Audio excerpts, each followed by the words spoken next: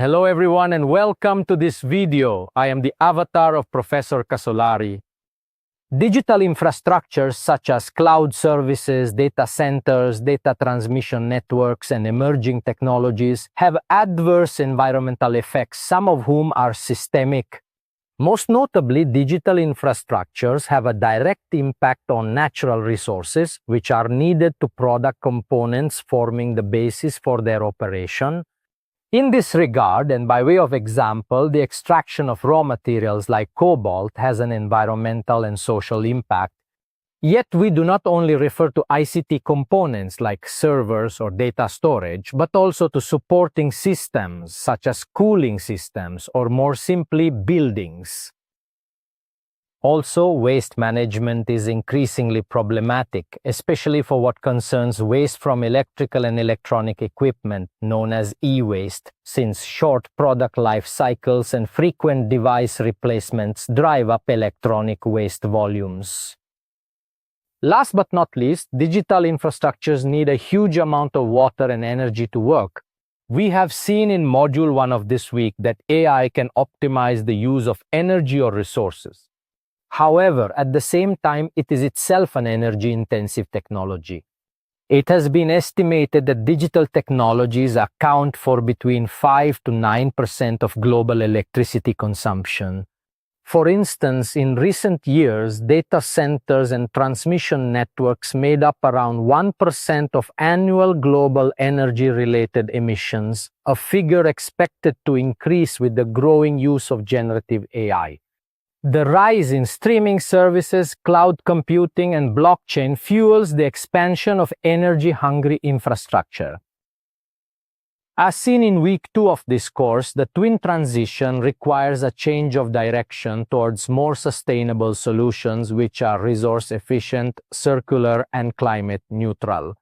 It is worth mentioning that Article 1941 TFEU, which constitutes the legal basis for the EU energy policy, also refers to the need to protect and preserve the environment within the context of that policy, as well as to promote energy efficiency and energy saving. In this module, we will briefly focus on some recent EU legal instruments regulating environmentally sustainable economic activities as well as energy use in the digital sector. In particular, we will see how the EU legal framework is evolving to recognize and mitigate the energy footprint of digital technologies. Developing a comprehensive and sustainable ecosystem of interoperable digital infrastructures is amongst the general objectives of the Digital Decade Policy Program. The European Commission explicitly states that Europe's digital transformation must also be sustainable. According to the Commission, Europe will only achieve digital leadership by building it on a sustainable digital infrastructure, as stated in its communication on the 2030 Digital Compass. More in general, we can observe a growing EU focus on the environmental impact of information and communication technologies.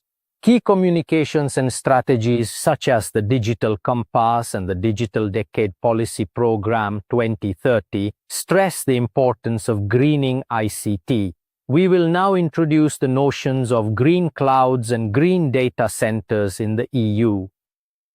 The rise of cloud computing brings environmental challenges, especially as demand for AI, big data, and streaming services continues to grow. The topic of energy-efficient cloud computing has become a priority on the EU political agenda, and the European Digital Strategy sets the goal of achieving carbon-neutral, highly energy-efficient and sustainable data centers by no later than 2030. In 2021, the European Commission conducted a study on energy-efficient cloud computing technologies and policies for an eco-friendly cloud market, addressing the issue of growing energy consumption due to the expansion of cloud services in Europe. The term green cloud refers not to a single technology, but to a set of practices that make cloud computing more energy and resource efficient while reducing emissions in line with the EU's wider goals for sustainable development.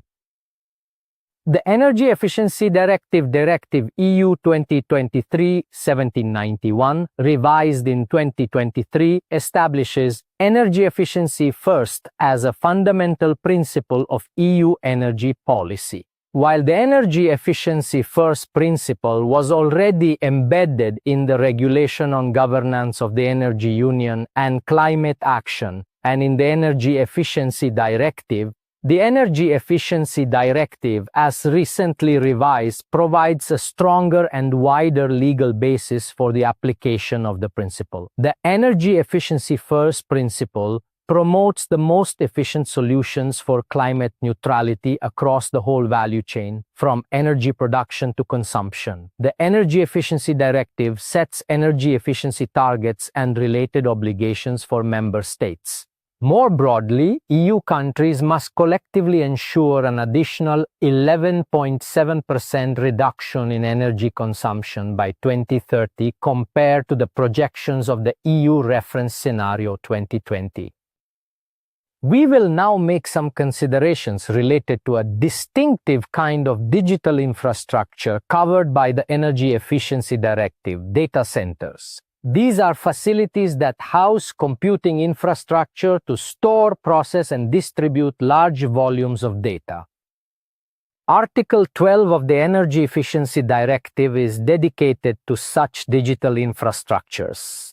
Under the revised directive, operators of data centers are required to monitor and report on their energy performance. It applies to centers with significant energy consumption, notably those with a power demand of the installed information technology of at least 500 kW, with the exception of data centers used for defense and civil protection purposes. This obligation aims to improve transparency regarding both their energy efficiency and water usage. To support this effort, a European database collects and makes publicly available relevant performance data. The Commission can regularly assess the energy efficiency and sustainability of data centers in Europe that have reported their data and indicators. EU measures addressing the use of resources in data centers show how the EU legal framework is evolving to recognize and regulate the energy footprint of digital technologies. This is in line with the objectives of the EU Green Deal and is a striking example of the intersections of sustainability and digital law. Such measures will enable the Union to achieve a European digital sovereignty that is also sustainable. Having presented the broader EU framework, in Module 3, the last module of this course, we will examine more specific EU legal and policy tools for greening digital infrastructures. Thank you for your attention. See you in the next video.